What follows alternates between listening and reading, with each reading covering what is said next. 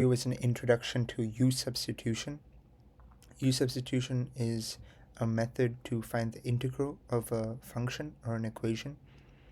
U-substitution is used in order to replace a part of the equation and make that substitution, and that will make it easier to find the integral of that equation. So let's move on to our first practice question. So we're finding the integral of this whole function with respect to dx. So as I said before, we're trying to replace part of this equation with u, right, to make it easier, because right now we can't take the integral of this function. Actually we can if we expand it, but it takes a lot of time to expand this and then multiply by this. So an easier method is to make either this or this u. The reason I say either this or this is because you can see that these are two separate equations that are being multiplied together, and so it'd be easier to make u either this or this. So as a general rule of thumb, it's better to keep the u as the part of the equation that has the higher exponent, right? So this has an exponent of 4, whereas this has an exponent of 1. So it's better to take u as this part, 4x squared minus 12x. So we can take u as 4x squared minus 12x. What you want to do here is you want to take the derivative of du. Take the derivative on both sides. So du equals, we do power rule, 8x minus 12, and then dx, right? This whole dx. And you see here how there's a dx as well. We need to replace dx in terms of u, right? We're making a substitution. So solving for dx, we get dx equals to du over 8x minus 12. Now, I don't know if you can see, it looks pretty similar, you see.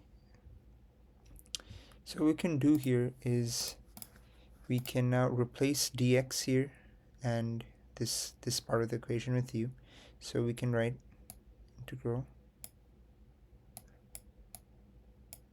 write this exactly how it was given, because we did not alter this part of the equation, we altered this part, right? U is equal to this part, so that's u to the power of 4, and then dx we also got, we multiply by dx, du over 8x minus 12. And now you see here we can cancel out 8x minus 12, which is really good, because now we have the integral of u to the power of 4 du, right? And now this is really easy. We can use the power rule to get u to the power of 5 over 5, right? Plus c, right? And this is not our final answer, because we need to write it in terms of x, right? So we can't leave it in terms of u, we need to write it in terms of x. And this is really easy. You just replace u with what we defined, this part, 4x squared minus 12x. See, so you get 4x squared minus 12x to the 4th, right? We're just replacing u with this part, to the 5th, sorry, to the 5th, the whole over 5 plus c, right? So that's our answer in terms of x. We made a u substitution.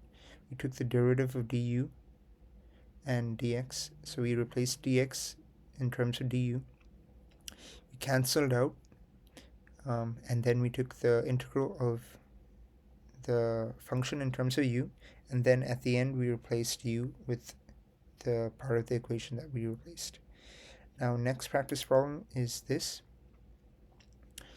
Now it's important to figure out what are we multiplying. We see we're multiplying this part 5 times this part, right? And so it's important to figure out, we need to cancel out parts of this equation. So what part of this should we take, this part or this part, to cancel out another part of the equation to make it easier? And so what I like to think is, if anything is to cube root, square root, or to any abnormal power, like this is just to the power of 1, right? Exponent is 1, but this is 1 over 3, right? The cube root. So I like to take u as this, and we'll see how that goes. U equals to this value inside, z squared minus 8z, and then derivative both sides, 2z minus 8dz. Solving for dz, we have du over 2z minus 8, right? Now we can make our replacements.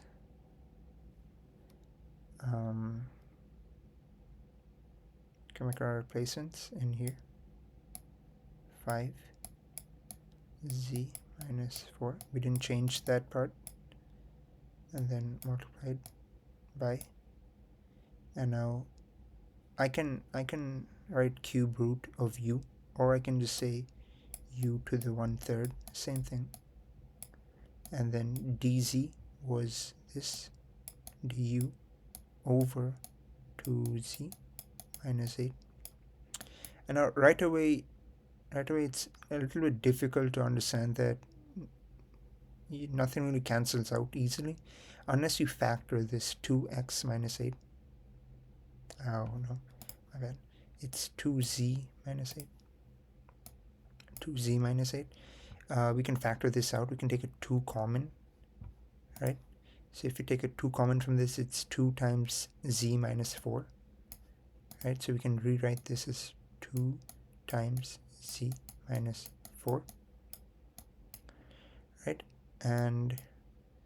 And now we can see it cancels out, right? Z minus 4 cancels out. Now we're left with 5. We're left with 5 over 2 times u to the power of 1/3 du. Let me just write that again. 5 over 2 u to the 1/3 power du, right? And so you can take the 5 over 2 outside the integral sign, and if we integrate, we get u to the 1/3 plus power rule. We just use a power rule, so you get 3u to the 4/3 over 4 times 5 over 2 plus c. So that will be our answer for this problem. Yeah, and that's not our final answer. It's always important to replace u with what part you took u as. So 3 times, let me just erase this.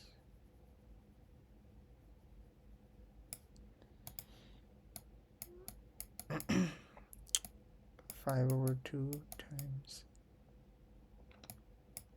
u was z squared minus 8z.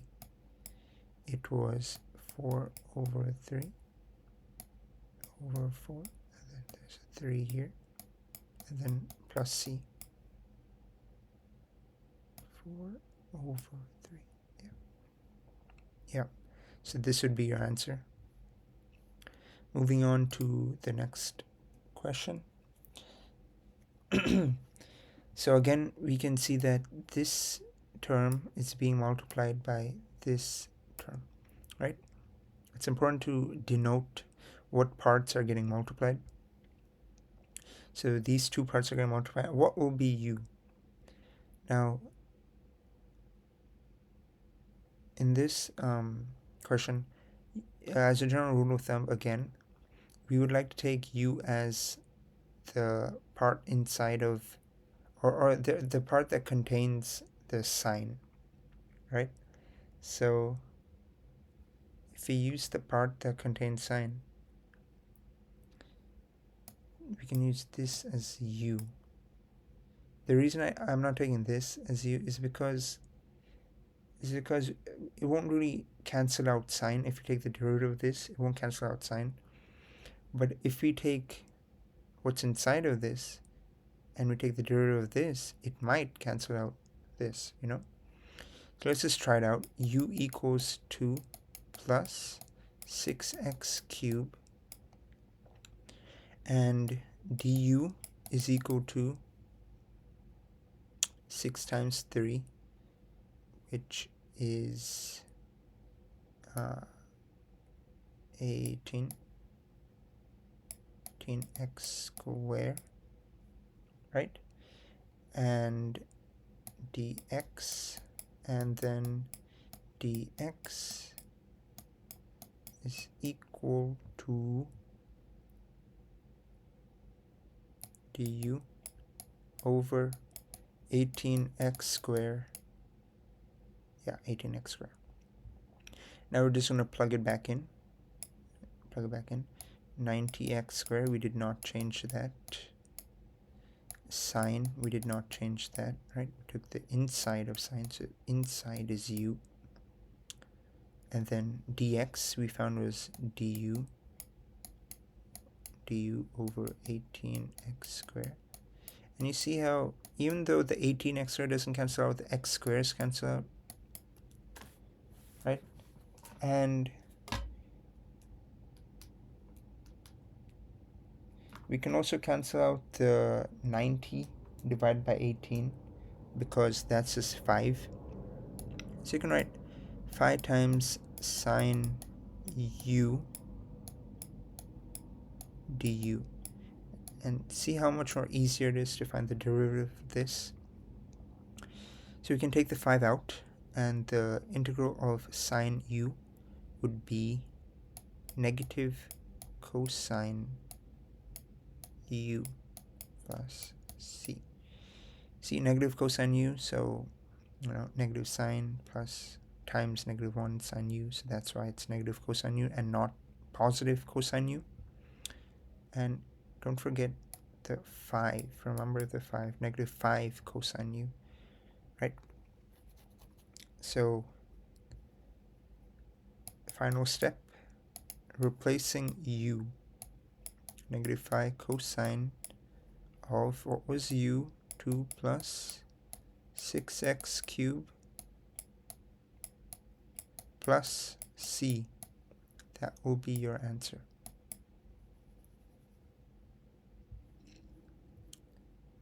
Right? Okay, so for this question, we have two terms, secant 1 minus c times tangent 1 minus c, and off the bat we can see there are two trigonometric terms, and it's hard to figure out what should make u, this or this. And the answer is you make u the easiest of all, 1 minus z, not the entire thing. Because if you take the derivative of this trigonometric part, we get secant 1 minus z is secant 1 minus z times tangent 1 minus z, and nothing really cancels out. Tangent cancels out, but then secant will be left on the denominator, and then tangent, the derivative of tangent is just secant square x, and even though one secant cancels out, there will still be a secant. So long story short, 1 minus z is the best u value, and so if you take derivative on both sides, you get du equals negative dz, or dz equals negative du, right?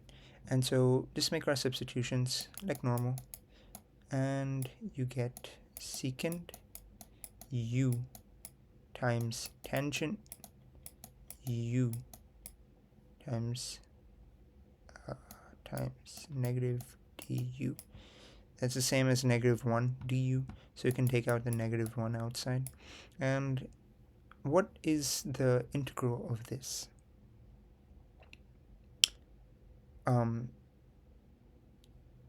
It's actually secant u, right?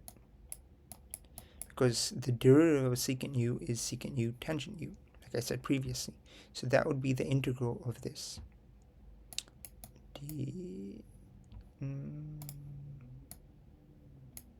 So that will be the answer, right? We're multiplying this plus c. And don't forget to, you can just get rid of the negative 1. Just write negative secant and then replace u with 1 minus z plus c. And that is your final answer. Now it looked a bit complicated, but remember, just figure out if this equation can be, like, can you find the integral of this equation easily? We know that secant of x is equal to secant x tangent x, and this looks pretty similar. So we just need to replace the inside, and that's what I did. So yeah. Next question. Another trigonometric type equation, except this time we have e to the power of something. Now what I like to do is, or what works usually, is putting the exponent of the e as u. That usually works. So whenever you have e to the power of something, always take that. This will be u most of the time. So that's tangent of v, right? Tangent of v, derivative both sides, and you get secant square v dv. And already you can see how it's bound to cancel out. dv equals du over secant square v. Making your substitutions, you have secant square v. We haven't changed that part. We haven't changed e. We have changed this part, e to the power of vu, times du over secant square v, right? So we see secant square v cancels out. And what do we have? We have remaining integral of e to the u du. Easy. E to the u is just e to the u, right? E to the u plus c, and that is e to the power of 1 plus tangent v plus c. And that is your equation. That's your answer. So, and make a U-substitution that will actually cancel out part of the equation. And once it cancels out part of that equation, it makes it much easier. Like, this step is what you're trying to reach, and then it makes it much easier to take the integral off.